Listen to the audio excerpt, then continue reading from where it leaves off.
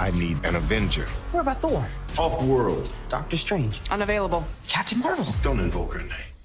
Hi everyone, it's Charlie. I had a chance to see Spider-Man Far From Home this week, so this is going to be my early, non-spoilery reaction and review. If you're brand new to the channel, be sure to subscribe to get all the Marvel videos. It's going to be crazy this summer. There's a new round of that IMAX ticket giveaway too. All you have to do to enter is be a subscriber and leave a Spider-Man comment on the video. Yes, I will address the new cut of Avengers Endgame at the end of this video too, because there was a whole bunch of announcements in the last couple of days. All really good stuff for Marvel fans. Kevin Feige was even talking about how Sony was planning on crossing Venom over with Spider-Man and how that would work.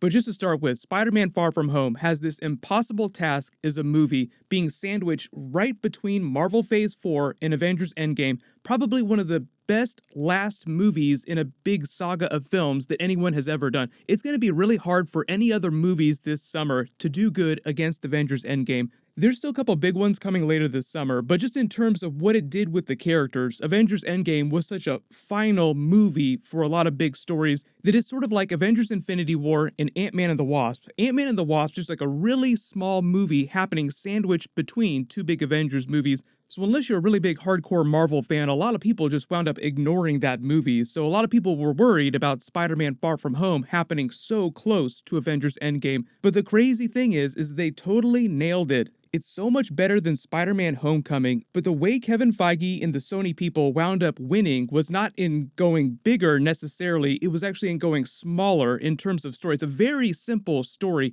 It's all about Spider-Man being torn between what he knows he has to do and what he wants to do. Very classic Spider-Man story. That's what the Spider-Man character is all about, going back to the classic comics. He's a friendly neighborhood Spider-Man. He wants to have regular relationships with his friends or his love interests, depending on which of his love interests you stan.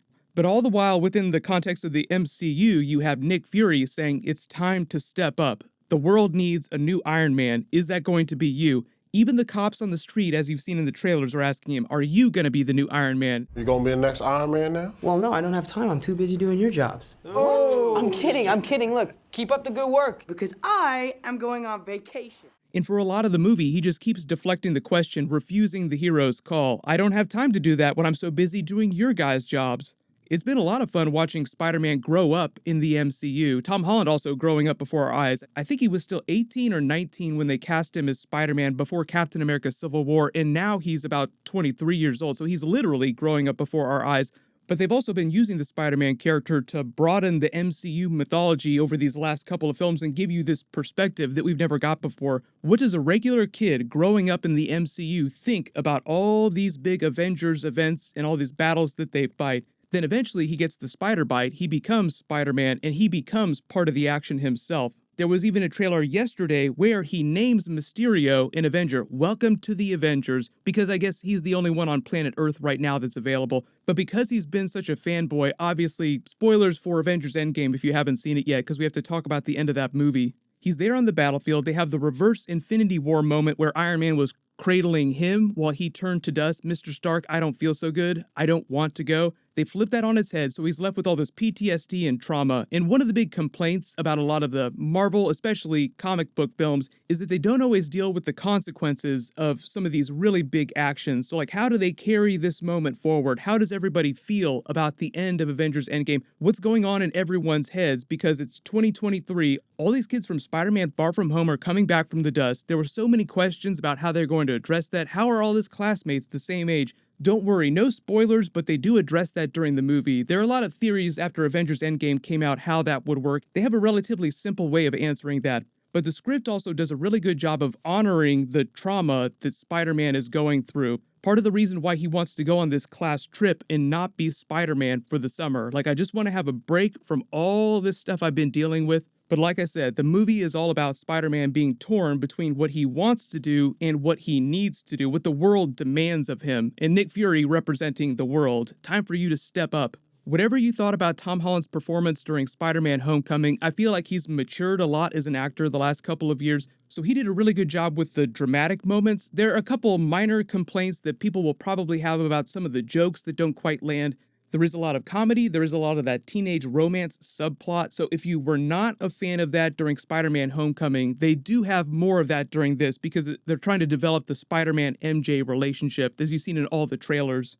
The costume looks great for the costume party. She knows. I told her. I figured it out. To their credit, they do try to provide a new spin on the Spider-Man MJ relationship. As you've seen through Zendaya's performance, she's just a little bit more clever. She's the one that figures out that he's Spider-Man in all the trailers. Speaking of which, you've probably seen the last couple of trailers, there have been a lot of scenes of Spider-Man swinging around New York City with Zendaya's MJ, and I feel like one thing that they have done way, way better with the recent Spider-Man films is nail the physics of Spider-Man, this sort of balletic movement through the air that's really hard to do unless you have amazing special effects or just really banger practical effects. Really easy way to think about that is like the big final battle from Avengers Endgame or the de-aging technology. How good has that gotten in the last couple of Marvel movies? It's almost getting flawless. You almost can't tell the difference. They could probably even do an entire film with an 80s version of the Avengers just de-aging these older MCU heroes to their younger selves. As is with all the previous Spider-Man stuff we've seen in the MCU, he's very tied to the Iron Man character as he's dealing with all this trauma of losing him. The movie does a really good job of adding a lot of complexity to the legacy of Iron Man in the MCU. So in a broader sense, the world is wondering who's going to be the next Tony Stark Iron Man person, the person to wrap the world in a suit of armor, to be this great protector and sacrifice himself for everyone. Spider-Man thinks that it's going to be this new Mysterio person that's just shown up. Wow, he seems like he knows what he's doing. Maybe I can still be a friendly neighborhood Spider-Man. But also think about the negative way that they've treated the legacy of Iron Man in the MCU. Like Avengers Age of Ultron is a good way, where you have Scarlet Witch and Vision who grow up hating Tony Stark because their home was destroyed, their parents were killed with weapons from Stark Industries, the more complicated side of Tony Stark's legacy in the MCU. So even though they're not really explicit about it, a lot of those questions are raised during these trailers that you guys have been watching. They deal with that in a really cool way during the movie.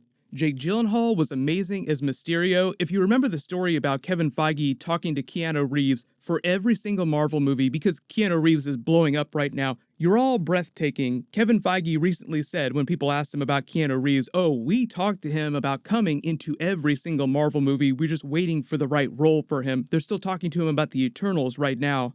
He said the same thing about Jake Gyllenhaal. We've been talking to Jake Gyllenhaal about being in a Marvel movie ever since we started making Marvel movies at Marvel Studios. The reason why it's taken this long to get him into the MCU is because they just haven't found a role till they got to Mysterio. Just the perfect role for the kind of complex characters that Jake Gyllenhaal has been playing the last several years. Viewer discretion's advised. Here's what we know.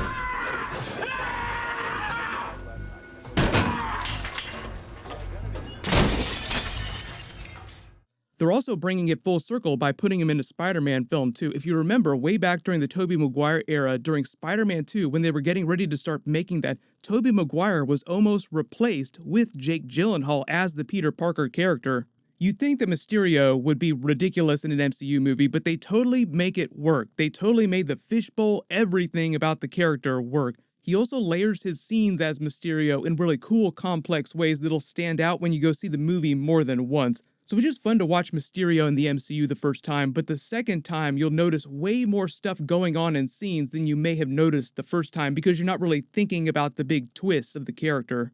The only real issues that I had with the movie is that there are a couple of jokes that wind up landing really, really flat that they lean on pretty hard, and if you're not a fan of the teenage romance subplot with the Peter Parker character in the MCU, they do lean on that pretty hard during this movie. Sam Jackson is awesome as always as Nick Fury. It shouldn't even be a question at this point. Bitch, you've been to space. He's the one that's giving Spider-Man the call to action, telling him to grow up, time to be responsible now. The movie itself also does a lot of world building for Marvel Phase 4, so not only is it a really cool take on a Spider-Man story and the character, it's also important for the future of the MCU. That being said, there are 2 post-credit scenes. They are important and they will blow your mind, so no spoilers, but be sure to stay through the end of the credits. Obviously, we'll be talking about a lot of stuff when the movie comes out. I'm not ready to call it my favorite Spider-Man movie so far, but it is up there with Spider-Man 2 from Tobey Maguire era. I will do a full ranking of Spider-Man films once I have a chance to see it again. We're not really allowed to post our full reviews till the end of the month, so don't worry, I will do a full review when we get closer to the movie actually coming out. Leave all your Spider-Man video requests in the comments below.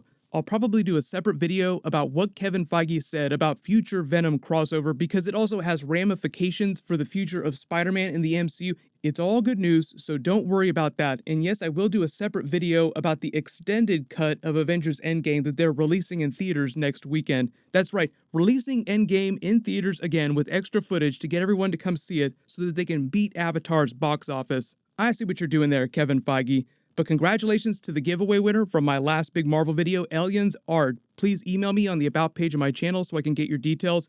Click here for that brand new Spider-Man Far From Home extended trailer with a couple extra big scenes, including that big Avengers moment. And click here for that brand new Avengers Endgame deleted scene with Iron Man and Doctor Strange. Thank you so much for watching. Everybody stay awesome. I'll see you guys tonight.